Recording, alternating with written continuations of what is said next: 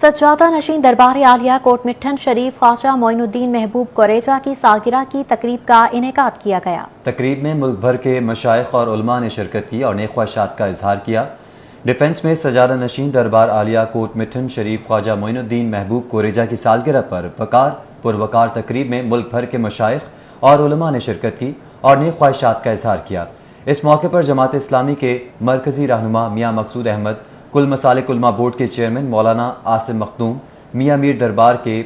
زیب آستانہ پیر سید علی رضا گیلانی، آستانہ عالیہ حق باہو سرکار پیر اختر رسول قادری، تحریک اتحاد امت نیازی کے سربراہ الحاج محمد شفیق بٹ، قومی امن کمیٹی کے چیئرمین سید محمود غزنوی، مولانا برہان الدین عثمانی، علامہ پیر منور وقاص مجددی، حبیب الرحمان فریدی، علامہ پرویز اکبر ساکی، سہیل شہزاد سمیت دیگر نے شرکت کی۔ اس حوالے سے خواجہ معین الدین قریجہ کا کہنا تھا کہ علماء مشائخ کا مشکور ہوں۔ ملکی صورتحال کا ذکر کرتے ہوئے ان کا کہنا تھا کہ دنیا کی جو طاقتیں اس وقت پاکستان میں افراتفری اور مذہبی دہشت گردی پھیلانا چاہتی ہیں ان کو کبھی بھی کامیابی نہیں ملے گی۔